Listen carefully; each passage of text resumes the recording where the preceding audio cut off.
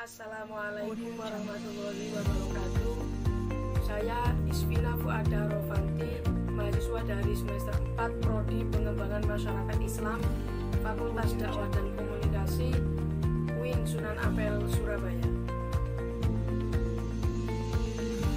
Di sini saya akan menjelaskan mengenai pluralisme agama dalam pro kontra. A. Pandangan MUI tentang pluralisme agama. Latar belakang lainnya fatwa MUI nomor 7 tentang pluralisme, liberalisme, dan sekularisme agama, yakni terdapat ketentuan umum dan ketentuan hukum. 1. Ketentuan umum. Pluralisme agama adalah suatu paham yang mengajarkan bahwa semua agama adalah sama dan karenanya kebenaran setiap agama adalah relatif. Pluralitas agama adalah sebuah kenyataan bahwa di negara atau daerah tertentu terdapat berbagai pemeluk agama yang hidup secara berdampingan. Liberalisme agama memahami nas-nas agama atau Al-Quran dan Sunnah dengan menggunakan akal pikiran yang bebas. 2. Ketentuan hukum. Liberalisme agama adalah paham yang bertentangan dengan ajaran agama Islam. Umat Islam haram mengikuti paham pluralisme, liberalisme. MUI memaparkan hasil dialog antar umat beragama di Indonesia yang digagas oleh Prof. Dr. Haji Ahmad Mukti Ali pada tahun 1970-an. Hasilnya paham pluralisme dengan pengertian setuju untuk berbeda serta mengakui adanya klaim kebenaran masing-masing agama telah dibelokkan kepada paham sinkretisme, yaitu paham yang mengajarkan penyampuradukan ajaran agama, bahwa semua agama dianggap sama benar dan baik serta hidup beragama dinisbatkan seperti memakai baju dan boleh berganti-ganti.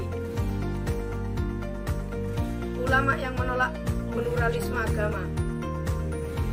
Ada 2. Ketua Umum PP Muhammadiyah dan mantan Sekjen MUI Din Samsudin dalam buku yang berjudul Pluralisme Agama Haram, fatwa MUI yang tegas dan tidak kontroversial menjelaskan bentuk dukungan terhadap MUI tantangan mengharamkan pluralisme agama dan kecaman keras terhadap pembela pluralisme.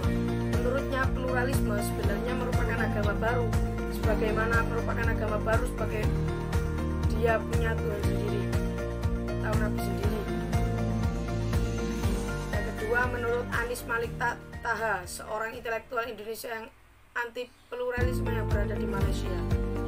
Dia mengklaim bahwa pluralisme membawa implikasi yang berbahaya bagi manusia, baik menyangkut isu-isu yang bersifat teoritis maupun epistemologis. Selain itu, gagasan pluralisme sulit menjawab pertanyaan yang krusial. Menurut Kiai Babakan Ciwaringin, yaitu Kiai Haji Mahtum Hanan, menurutnya sudah jelas bahwa dalam Al-Quran berbunyi Inna al-dina merupakan agama baru sebagai dia punya Tuhan sendiri atau Nabi sendiri. Yang kedua, menurut Anies Malik Taha, seorang intelektual Indonesia yang anti pluralisme yang berada di Malaysia. Dia mengklaim bahwa pluralisme membawa implikasi yang berbahaya bagi manusia, baik menyangkut isu-isu yang bersifat teoritis maupun epistemologis. Selain itu, gagasan pluralisme sulit menjawab pertanyaan yang krusial. Menurut Kiai Babakan Ciwaringin, yaitu Kiai Haji Mahtum Hanan, menurutnya sudah jelas bahwa dalam Al-Quran berbunyi Inna al-dina indallahil Islam, yang artinya sesungguhnya agama yang diridhoi di sisi Allah hanya Islam. Terlihat jelas di sini bahwa hanya agama Islam lah yang paling benar, tapi menurut beliau kita juga harus menghormati dan menghargai agama lain dalam konteks muamalah. Menurut Kiai Haji Nur Hadi yang juga dari Babakan Ciwaringin, dalam pandangannya pluralisme bukanlah suatu paham tetapi hanya keberagaman agama. Kalau dalam konteks ini menurutnya semua menganut agama harus saling menghormati. pandangan Lembaga Swadaya Masyarakat atau LSM tentang pluralisme agama. Pengurus Wilayah Nahdlatul Ulama atau PWNU dalam pluralisme agama, PWNU ini memposisikan Islam pada dua level, yakni Islam sebagai sebuah ideologi dikhususkan untuk berbagai persoalan teologi, dan Islam sebagai sumber etika moral dikhususkan pada bidang-bidang sosial kemasyarakatan. Dua Forum Persaudaraan Umat Beriman atau FPUB Yogyakarta, pandangan FPUB terhadap adanya pluralisme agama ialah menerima dengan tidak mengintimidasi dari nama agama yang dianut oleh manusia tak terkecuali, dan juga LSM.